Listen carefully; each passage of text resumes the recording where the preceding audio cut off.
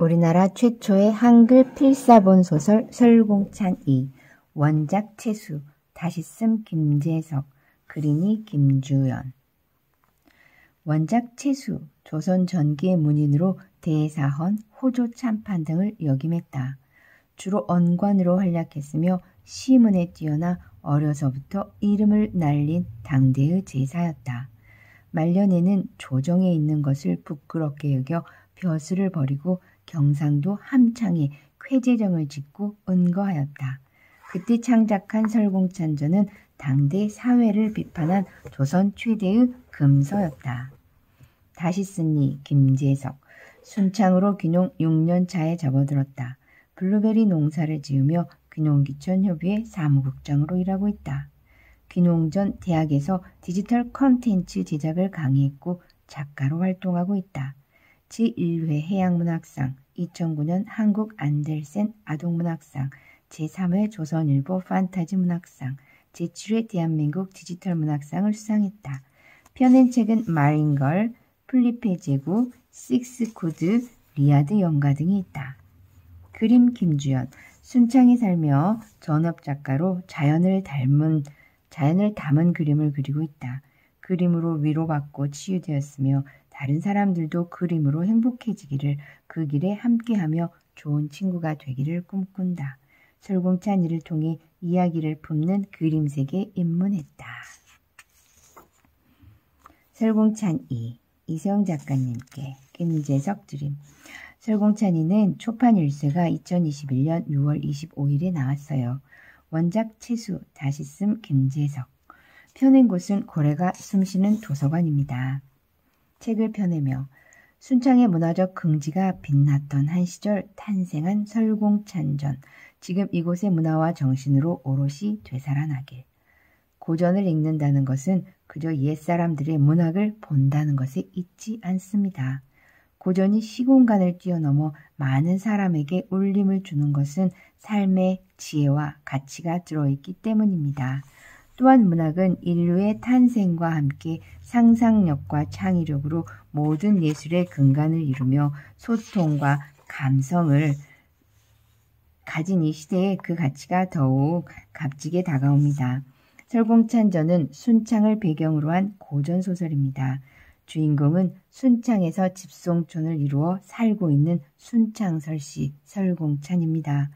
설공찬이 죽어서 저승을 여행하고 사촌 형제의 몸에 그의 영혼이 빙의되어 저승 경험담을 들려주는 이야기입니다. 설공찬전은 금오신화에 이어 두 번째로 나온 한문소설이며 한글로 표기된 최초의 국문 번역소설로 문학사적 가치가 높은 작품입니다. 또 조선시대 최고의 문제작이자 베스트셀러라고 합니다.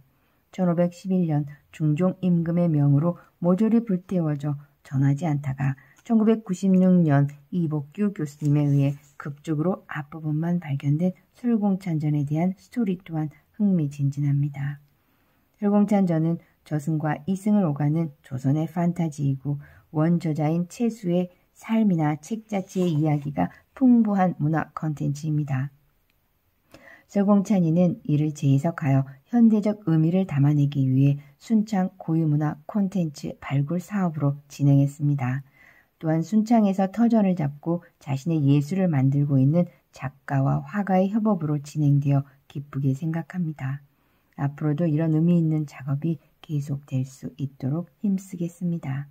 설공찬이는 15세기 말 1490년대 순창에 가장 빛났던 한 시절로 돌아가게 합니다. 당시 순창에는 고려시대부터 국가제사로 지내온 성황제가 순창 단오제 때 열렸습니다. 설씨 부인의 권선문이 나왔고 규례정에는 신말주 선생과 많은 선비들이 있었습니다. 이때 설공찬전도 탄생되었습니다.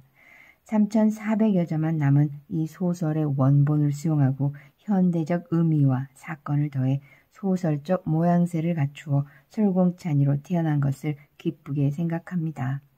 순창의 문화와 정신이 담긴 이 책을 누구나 부담 없이 읽고 재미있게 읽기를 바랍니다. 그래서 발효의 본고장답게 잘 읽고 삭은 이야기가 많은 영혼들의 살찌우는 양식이 되기를 기대합니다. 황숙주. 추천사. 이 추천사는요, 이복규 교수님이에요. 서경대 문화콘텐츠학과 교수님이십니다. 이 설공찬전을 발견하신 분이기도 합니다.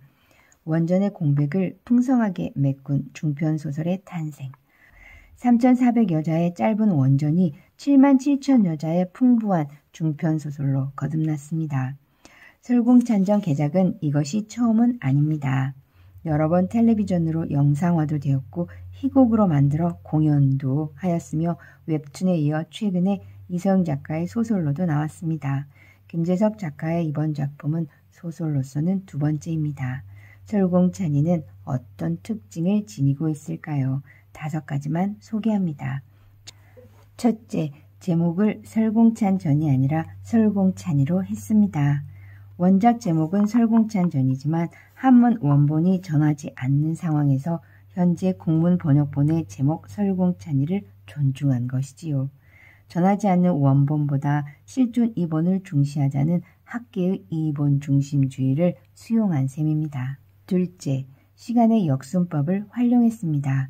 1510년 경상도 함창 쾌제정에서 방금 탈구한 설공찬전을 채수가 사위와 딸한테 보여주는 장면에서 시작해 작품 본문으로 들어갑니다. 본문도 현재와 과거 회상을 오가며 전개함으로써 입체적 효과를 느끼게 합니다. 셋째, 역사 기록을 비롯해 관련 자료와 지식이 두루 활용되어 있습니다. 설공찬전을 두고 벌어진 어전회의 과정을 기록한 조선 왕조실록은 물론 당대의 분위기를 느끼도록 연산군 시절의 무오사화도 다룹니다.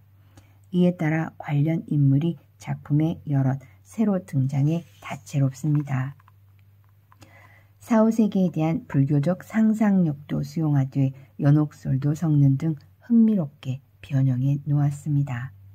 넷째, 작품 배경지 순창의 민속도 풍부하게 녹아 있습니다. 최명희 작가의 혼불에 남원을 중심으로 한 전북 지역 문화가 고스란히 담겨있듯 이 작품도 그렇습니다. 설공찬 생가 현지에서 전하는 마음, 맷돌바위 전설, 모심기 노래, 들소리, 상엽군 노래, 무당이 굿할 때 부르는 노래, 시왕풀이 등이 적재적소에 등장해 실감을 돋웁니다. 특별히 사촌의 몸에 빙의한 설공찬 홀령을 쫓기 위해 28수주 주문을 외는 대목은 이색적입니다. 성황제신을 모시는 단오절의 성황제, 두룡정, 물맞이 등 순창 민속의 반영도 마찬가지입니다. 죽음, 사후의 세계라는 보편적인 문제를 다룬 작품이면서 지역 문학으로서의 특색도 지니게 했다는 점에서 주목할 만합니다. 다섯째, 원전의 공백을 많이 메꿔주고 있습니다. 원전을 읽으면서 가장 궁금한 점은 저승에 갔던 설공찬의 홀령이 왜 지상에 다시 나와 남의 몸에 빙의되어 소동을 일으켰는가, 작품의 결말은 무엇인가 하는 것입니다. 어스권의 폐관 잡기에 의하면 자신의 한 때문이었다고 하는데 그 한이 무엇인지 원전에는 나오지 않습니다. 아버지에 대한 불효를 속죄하기 위해서라는 게 이 작품의 해석입니다. 가능한 설명입니다. 해원제를 지낸 후 설공찬이 한을 풀고 저승으로 복귀해 심판을 받아 다시 인간 세계로 환생했다는 결말 처리도 바람직합니다. 해피엔딩이야말로 한국 문학의 지속적 특징이니까요. 설공찬이를 적극 추천합니다. 즐겁게 읽는 가운데 영혼, 사후세계, 남녀평등, 가족의 등에 대해 생각하게 될 것입니다. 아울러 간절히 기대합니다. 이 작품의 자극을 받아 영화나 뮤지컬 또는 새로운 웹툰 작품이 꼭 출연했으면 하는 희망입니다. 이복규, 서경대 문화콘텐츠학과 교수. 설공찬이 작가 김재석입니다. 작가의 말, 설공찬이의 문학적 부활을 꿈꾸며 설공찬이는 조선 전기 채수 1449년에서 1515년 채수라는 분이 지은 한문소설 설공찬전이 원본이다. 그런데 설공찬전의 한문 원본은 발견되지 않았다. 한글 필사본이 이복규 교수에 의해 1990년 발견되기까지 다만 조선 왕조실록 중종편의 필화 사건으로 그 흔적만 기록되어 있었다. 발견된 내용도 완본이 아닌 베껴 쓰는 도중에 미완결된 채였다. 옛 한글체로 된 총 3,400여자의 짧은 내용이었다. 이 미완결의 설공찬전을 다시 쓰기 해달라는 의뢰를 순창 국립도서관으로부터 받았다. 지금까지 설공찬전을 소재로 몇 작품이 나왔지만 이름만 빌렸을 뿐 원본의 맥락을 살펴서 쓴 작품은 없다는 설명이었다. 최대한 원본을 살려보자는 취지로 이 작품은 기획되었다. 하지만 작가 채수의 머릿속에 들어가지 않고서야 원본을 끄집어 내올 방법은 없을 것이고 누가 쓴다고 해도 추정과 창작적 요소가 가미될 수밖에 없었다. 조선시대 야사를 모아놓은 대동야승의 폐관잡기 2권에 실린 내용을 보면 설공찬전을 언급한 대목이 나온다.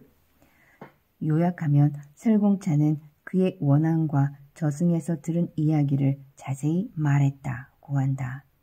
발견된 한글 필사본은 원문의 앞부분만 베껴 쓰다 말았다. 그의 원한이 어떠했는지 뒷이야기는 없다. 저승 이야기도 중국 성화 황제 신하가 염라대왕에게 심판받는 에피소드를 베껴 쓰다 도중에 끊어졌다. 우선 이 독배를 마실지 말지를 고민했다. 죽다 살아난다. 완결된다 하여도 각자가 추정하는 원본과 목차, 대조표를 따지고 싶은 분들이 있을 것이다. 일단 설공찬이는 발견된 한글 필사본의 제목을 사용하였다. 내용도 필사본에서 베껴 쓴 부분까지는 최대한 본문을 살려 그 줄거리를 따라갔다. 설공찬이 가진 원한 부분은 당시 1498년 무오사와 같은 시대적 사건과 15세기 말 순창의 생활상을 중심으로 찾아나갔다. 연산군의 횡포로 인한 정치적 불안감, 유교 사상이 뿌리를 내리며 여성의 삶을 도외시했던 남녀차별, 중국이란 대국의 언어인 한문과 세종 임금이 만든 한글의 보급 과정에서의 갈등 등 원본의 에피소드와 그 시대적 생활상이 개연성을 갖도록 창작했다. 저승 이야기는 불교와 도교에서 흔히 등장하는 시황, 염라대왕을 중심으로 한 지옥의 10대 심판대왕인 시황과 구천으로 표현된 천상세계를 차용해서 재해석했다. 원본 설공찬전은 작가 채수가 순창에 사는 설공찬 이야기를 바탕으로 쓴 실화소설이다. 그런데 설공찬은 순창 설씨 족보에는 나오지 않는다. 작가 채수가 실화를 바탕으로 설공찬전을 썼을 것으로 보이나 창조한 인물일 수도 있고 필화 사건으로 족보에서 지워졌을 수도 있다.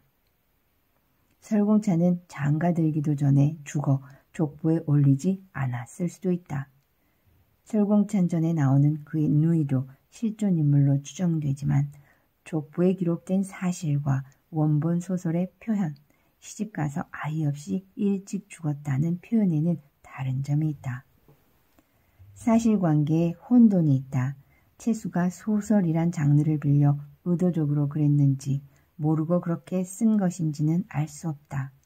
이 소설은 어디까지나 작가 채수의 설공찬전 원본을 중심으로 했고 인물의 실존 여부에 대해서 밝히려는 의도는 없다. 설공찬이는 원본의 행간을 읽어 그에 가깝게 지어낸 허구적 이야기이며 고전 문학을 현대적 소설 감각에 맞추어 쓴 창작물이다. 부디 설공찬전이 우리나라 최초의 한글 필사본 고전 소설이라는 국문학적 가치뿐만 아니라 문학적으로도 부활해서 순창의 문학 콘텐츠 발굴과 창조적 개선에 기여했으면 한다. 다시 쓰니 김재석.